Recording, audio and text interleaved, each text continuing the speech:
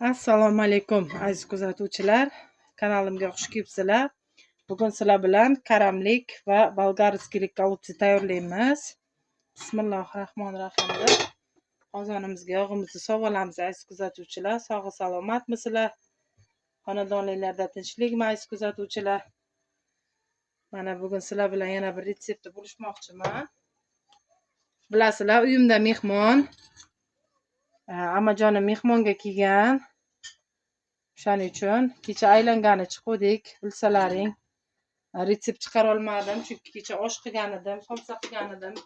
Somsa oshlarni retseptini chiqarganman aziz kuzatuvchilar. Shuning uchun yana qayta chiqarmadim sizlarga. Mana bugun xudo xolasa mana golubchi qilamiz. Birgalikda boshladik. Bismillahirrohmanirrohim. Qozonimizni qo'ydik, yog'imizni soldim. Yog' qizigandan keyin hozir birin-ketinlikda solishni boshlaymiz.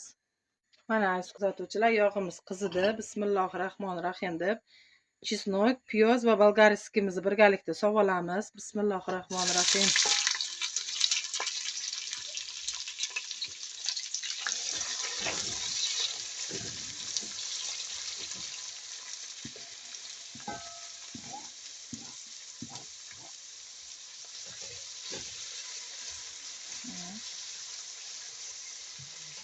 Piyozimiz ustidan tuz pripravalarimizni sepib olamiz. Bismillahirrohmanirrohim.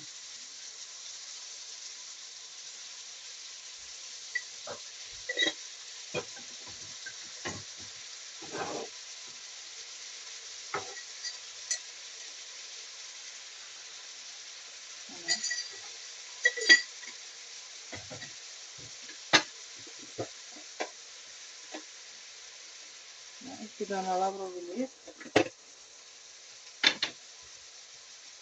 Yaxshilab qizartirib olamiz.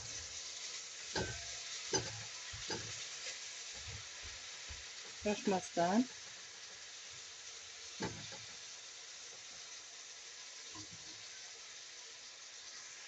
Mana aziz kuzatuvchilar, piyozimiz yaxshi qovurilyapti. Endi piyozimiz ustidan hozir sabzilarimizni sovolamiz. Bismillahirrohmanirrohim deb. Mana sabzilarimizni solib yaxshilab aralashtirib olamiz.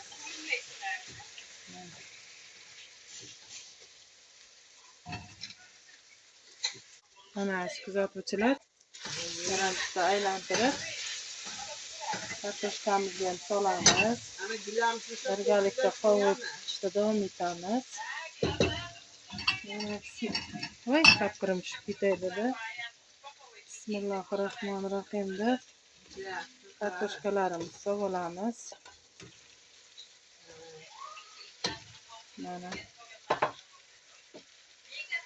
Mana aziz kuzatuvchilar, endi kartoshkamizni ham aylantirib olamiz. Bir qovurilib chiqqandan keyin pomidorimizni chorkadan chiqarganman.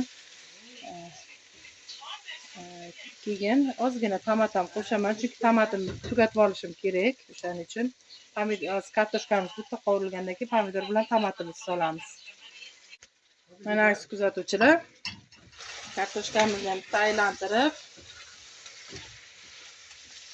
endi tomatimizni ham sovasak bo'ladi pomidorimiz bilan. Mana tomatimizni sovolamiz. Yarim qoshiqcha tomat, ko'p solmaymiz. Bitta pomidorni ham chorkadan chiqardim. Mana tomatimizni qo'yib olamiz, chunki ozgina yoqqa qovurilgandan keyin aralashtiramiz.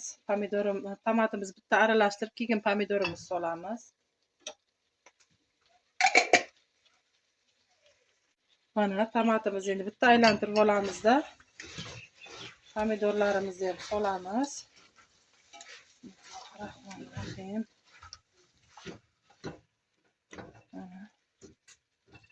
Pomidorimizni ham solib, shoshmasdan yaxshilab qovurib olamiz. Pomidorni ham sovolamiz. Bismillahirrohmanirrohim. Mana qirg'ichdan chiqarib olganman. Birozda maza berish uchun pomidor. Buni ham yaxshilab aralashtirib olamiz. Shoshmasdan qip-qizil bo'lguncha bularni qovuramiz endi.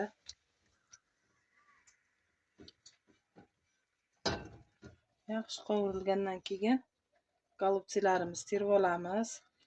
Golubtsiga piyozimiz o'lib ketishi shart emas, bilasizlar, faqat tomat bilan pomidorimiz yaxshi qizarib, rangi chiqib olgandan keyin golubtsilarimizni terib chiqamiz va ozgina suv solamiz, aziz kuzatuvchilar.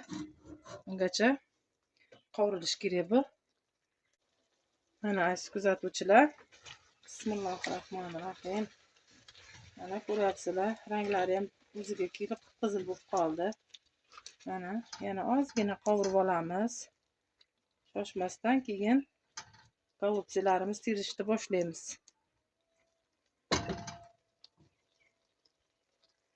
Mana aziz kuzatuvchilar, yaxshi qovurilib oldi. Endi hozir birin-ketinlikda golubtsilarimizni terib olamiz.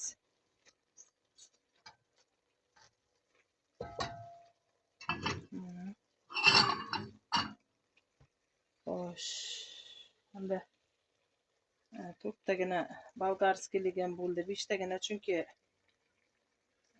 farshim ortib qolgandi. Aziz kuzatuvchilar, bolgarskim borligi uchun bolgarskiga qildim. Karamni kichikrog'ini olgan ekanman. O'shaning uchun karamim yetmay qoldi. Bismillahirrohmanirrohim.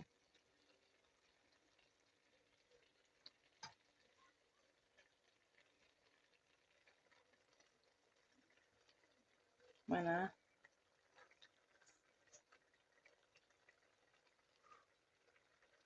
bugun ammajonimga Nazira Uz kanalidan mazali golubtsilar, do'lmalar, karamlik. Do'lmani ichiga обычный, aziz kuzatuvchilar, golubtsi qilganimda sizlarga men ko'rsatganman. Hamma golubtsim ichiga bir xil qilib solaman. Farshlarimni, farsh o'zim qo'lda chiqaraman. Hech qachon tayyor farsh sotib olmayman, aziz kuzatuvchilar. Tayyorlab 2-3 dona chesnok solaman, 1 dona piyoz solaman va bilasizlar, 1 kilo go'shtga 1 piyolagina, kichkina piyolada guruch solaman, aziz kuzatuvchilar. O'shaning uchun har doim golubtsimni hammasini ichidagi retseptim bir xil.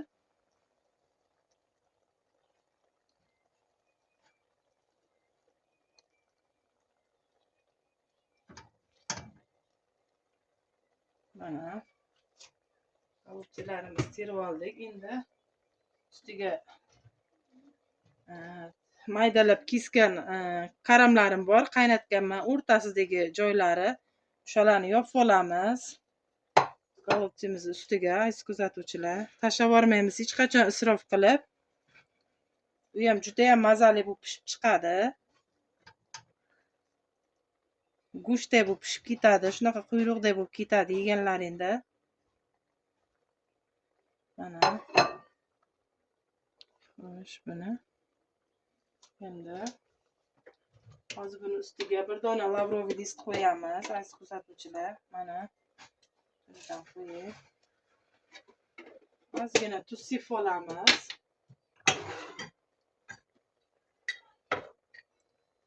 Bismillahirrohmanirrohim.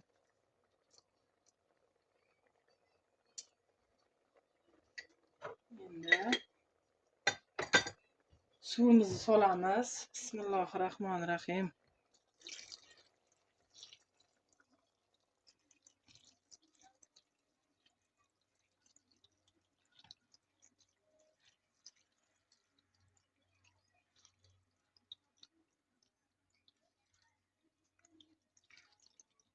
Aziz kuzatuvchilar, 1 litr suv soldim. Endi mana shu tovog'imiz bu. Kattalik qilar ekan, hozir men kichikrog'ini yopaman, chunki do'lmalarimiz botishi kerak. Do'lmalarimiz suvga botishi kerak. Bismillahirrohmanirrohim. Mana. Endi qozonimizga tegmasdan 40 daqiqaga, 50 daqiqaga qopqog'imizni yopib qo'yib, past olovga qo'yib qo'yamiz. Bismillahirrohmanirrohim. 40 daqiqadan keyin yana qozonimiz boshiga qaytamiz, aziz kuzatuvchilar. Mana aziz kuzatuvchilar, hozir ovqatimizdan xabar olamiz. Bismillahirrohmanirrohim. Mana ovqatimiz qaynab chiqdi.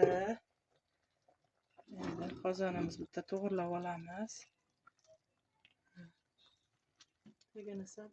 pasaytiramiz va bitta tuzini ko'ramiz. Bismillahirrohmanirrohim.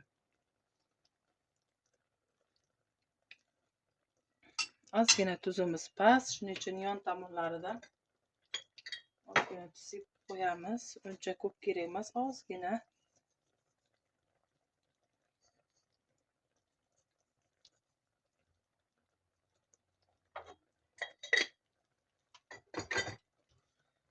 Mana hamma joy bir xilda qaynashni boshladi aziz kuzatuvchilar. Endi qozonimizda to'g'irlab olib yana ozgina suramiz va endi toch 30 daqiqaga yopib qo'yamiz. Bismillahirrohmanirrohim. Mana aziz kuzatuvchilar, Bismillahirrohmanirrohim. Ovqatimiz tayyor bo'ldi. 40 daqiqa emas, biz pashti 1 soatga qoldirdik ovqatimizni. Bismillahirrohmanirrohim. Mana qaranglar.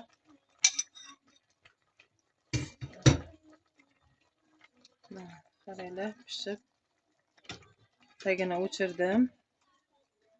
Endi ovqatlarimizni suzib olamiz.